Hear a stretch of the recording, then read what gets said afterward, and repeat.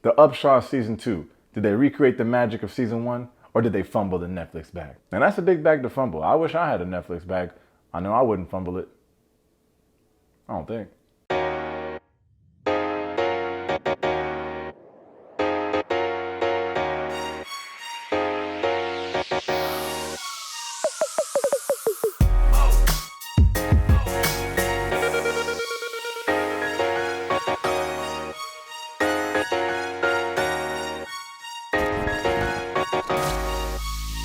Alright, welcome to Taste Take. If you're new here, I give spoiler-free movie and TV reviews. Give you a little background, just let you know if I think it's worth checking out or not. If that's something you're into, hit that subscribe button for your boy. For my regular Taste Takers, last year, we really liked our first taste of the Upshaws. Let's see if this one is season 2. Get it? I said taste of the Upshaws, then I said seasoned 2, like seasoning, but also season 2. Never mind. I mean, it's not a lot of new background here that's different from season 1. We got the creators of the show, Regina and Wanda Sykes, back again with the season 1 cast pretty much all returning. Season 1 of the Upshaws came out last year in May, which is like 1 month after that Jamie Foxx show, Dad Stop Embarrassing Me, came out. And the title of that show is just so damn fitting because that was one of the most embarrassing pieces of black content ever created. It goes like, the dudes who made Leprechaun in the Hood starring Ice-T, and then Dad Stop Embarrassing Me. It's like right there. And depending on how you look, it could flip. But luckily for us, Netflix canceled that show faster than y'all canceled Tory Lanez for allegedly shooting. Okay, I'm just kidding. Sheesh. Let's let the facts unfold. No, but in all seriousness, they canceled that Jamie Foxx show like quick as hell. So I'm sure like the people who made the Upshaws were like, damn, like, we could be next. Of course, their show is way better, but Netflix could have easily been like, oh nah, like Jamie Foxx ruined this for all black shows. Kind of like how Jussie Smollett ruined reporting hate crimes for all black people. I'm just kidding. Let's just let the facts unfold. Oh, they already unfolded? Okay. But no, in all seriousness, like a month after the Upshaws came out, luckily it was renewed for a second season. Season 1 of the Upshaws was 10 episodes, and it got renewed for 16 new episodes in season 2. So they split up in 2 parts. This review is about part 1 of those 2 parts. Part 2, we don't even know when it's gonna come out, probably later in the year. So this is gonna be a review strictly on part 1, because that's all I've seen. So let's get into it. All right, plot time. Season 1 introduced us to the Upshaws. We got Bennie and Regina, who are married with 3 kids. Bennie Jr., Aaliyah, and Maya. Bennie also has a kid from another situationship with a woman named Tanya. That's Kelvin.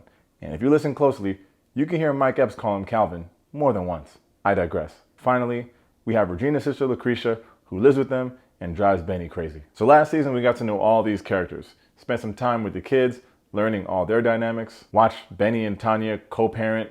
We see Regina try to pass the GMAT and get back into school. Bennie steals her money. That was crazy. And by the end of the season, when he's finally about to be out of the doghouse, a little girl shows up at the door and says that Bennie's her father. Ain't nobody touch the Upshaws. Baby, you know I got your back.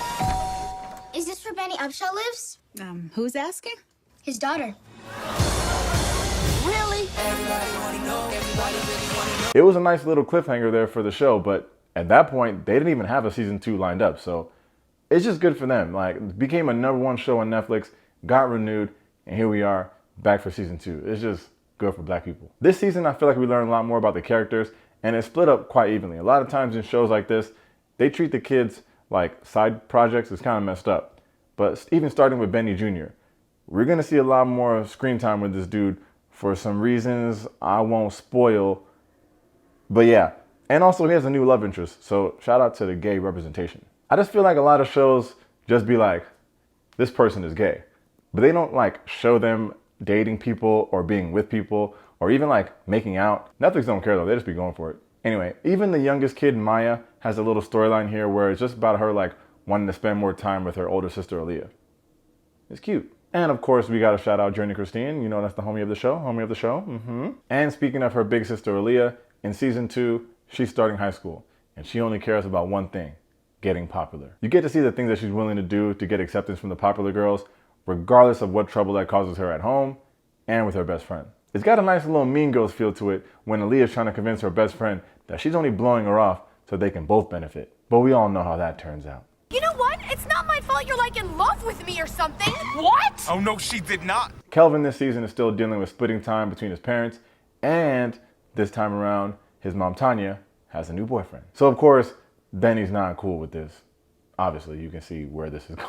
Regina's still looking to pass the GMAT, get back in school, get respect at work, run this household, raise these kids, and put up with Benny's antics. Lucretia's still her sister's keeper, making sure she doesn't put up with Benny's antics. But even this season, Lucretia gets a little love interest. You go ahead, Lucretia. And I still hate that they named you that. And of course, Benny's the lead, so the show still runs through him while we see him try to take care of this shop, be a better dad, be a better husband, and just stay out of trouble. So what's my take? This season is just as good as season 1. And if you watched my season 1 review, it's not like I said this was the best show ever, but coming off of Dad Stop Embarrassing Me, this was a very welcome change. I just don't know how in 2022 we still have a comedy show with a laugh track. I just can't imagine how that's passing in like these pitch meetings. Season 2 has the same amount of corny jokes. It's got the same amount of black stereotypes that's had us in a chokehold since the beginning of time. But at the end of the day, each episode introduces more and more stakes. And I said the same thing in season 1, because episode 1, season 1 was so dumb. Remember that stripper party for kids? Ugh. Like, and I just came off the stupid Jamie Foxx show and I was like, damn, like not again. But being patient with it, it got better. Plus, at the end of these 8 episodes, we got another cliffhanger that's going to leave people wondering, where's part 2? Like, they got us on a decent hook here. I'm going to give the Upshaws season 2, part 1, 3 stars. I gave season 1 2.75 stars, but I'm just go ahead and bump it up right here. Like, it's easy for a show to get renewed and switch it all up, so I give them props for keeping the same recipe here, for better or for worse. Again, I gotta be clear, this show has no shortage of corny moments and plot points that make no sense. For example, there's a scene where Benny's at the shop and he's cleaning the vents and the ladder falls down, so he can't like get down. The problem is he's only like 3 feet off the ground, but the show wants you to think that he can't get down, so now he misses Kelvin's basketball game. What are we doing? Why don't you just have it that he's locked in the closet like any other normal show, or he's like actually on the roof or something like that? Like, it's 3 feet. If you watch it, yeah. Then you got a scene where Regina answers the phone, but it's upside down. Then they cut away. When they cut back to her, it's right side up. Then they cut away again. They cut back to her and the phone's upside down again. You're just gonna see a couple of these roll your eye moments, especially when the plot moves. Like, they want you to think one thing, but it's really this. It's, Black people, let's clean it up. That said, just like season 1, the show tackles a lot of real issues that families are dealing with. We're not perfect, so I guess our shows don't have to be either. I really dragged that Jamie Foxx show for filth when it came out. That's because I just care about black content, and I know we could do better, and I know we deserve quality content. So I was happy to see the Upshaws come along and improve on that model. Then the Miss Pat show came along and showed both of them how it's really done. The Upshaws still isn't on the Miss Pat show level, but I know a lot of y'all enjoyed season 1, so I'm confident that you'll feel the same way about season 2. All 8 episodes of this part 1 are available right now, exclusively on Netflix. As always, thanks for checking out Taste Take. If you enjoyed the video, make sure to hit that like and that subscribe button. In the comments, let's just talk about it. I know y'all liked season 1. A lot of y'all did, at least. Do y'all think this season, do you agree with me? Like, is it in line? Is it better? Is it worse? Did you guys watch the Miss Pat show? Do we need a 3rd season of this? I guess we're going to get part 2 of this, but do you think the show can it withstand? Like, can it keep going? Laugh track shows? How are we still enjoying this? I mean, it's good, but like, where's the black, like, Ted Lasso? Like, where's the black, like, Fleabag?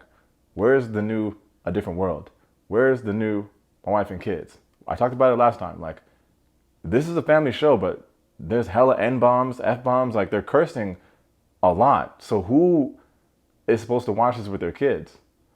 I just want to understand. What do y'all think? Let's talk about it. Thanks for the time, y'all. Peace. If that's something you're into, hit that subscribe button for your boy. For my regular taste takers,